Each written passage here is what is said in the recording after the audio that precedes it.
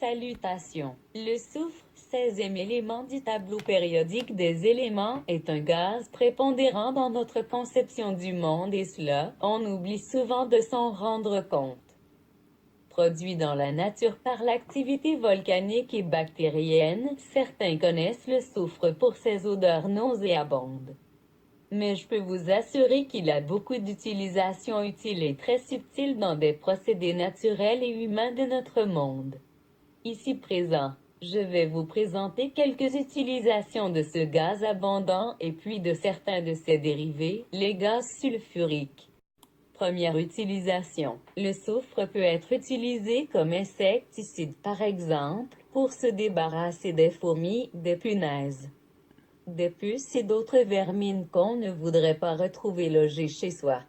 Un très bon répulsif qui est peu néfaste à l'homme.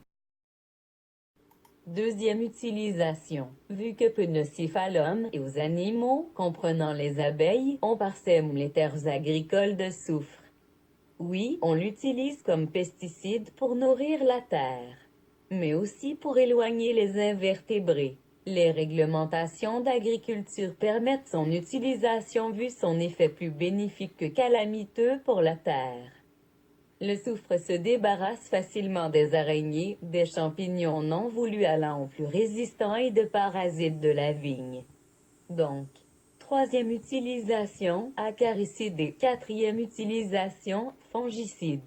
Cinquième utilisation. Autre utilisation connue serait celle du soufre dans les allumettes. Bien souvent on le sait son existence, mais on ignore le but de sa présence.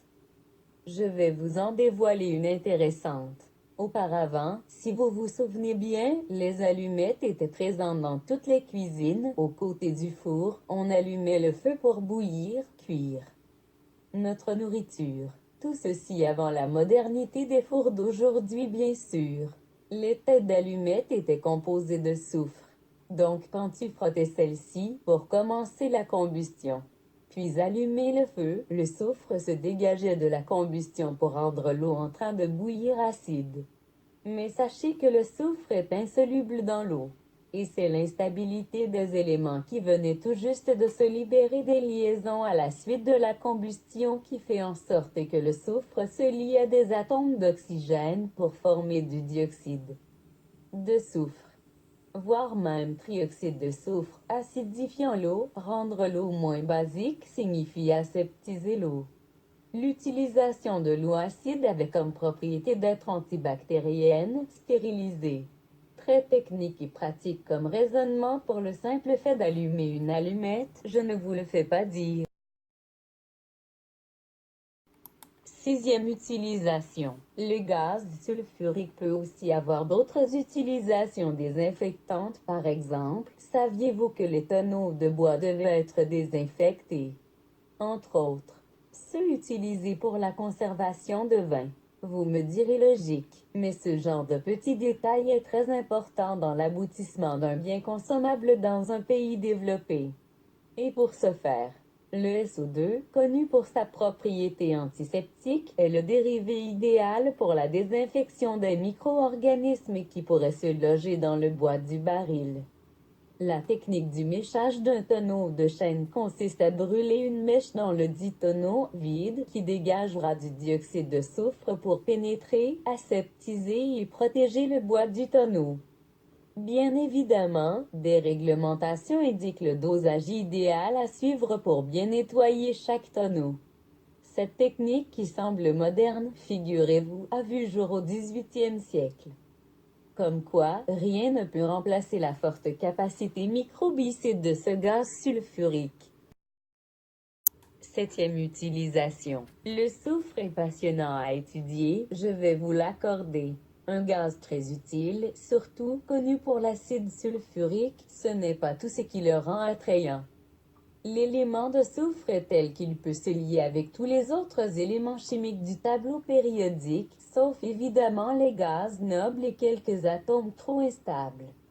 Cela rend au soufre une multitude d'expériences intéressantes à faire, à regarder toutes les possibilités et à les analyser, mais dès à présent, parlons de la propriété caractéristique la plus fondamentale. Le soufre pue,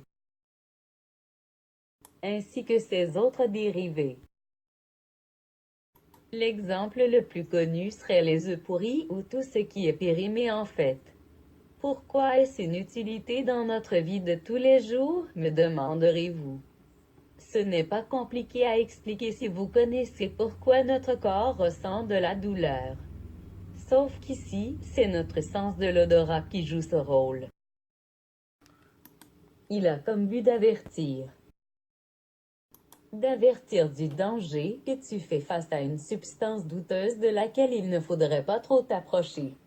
Voilà pourquoi. C'est dû à nos récepteurs olfactifs qui sont très sensibles à l'odeur du soufre. L'humain s'étant adapté de telle façon à éviter de trop toucher à cet élément.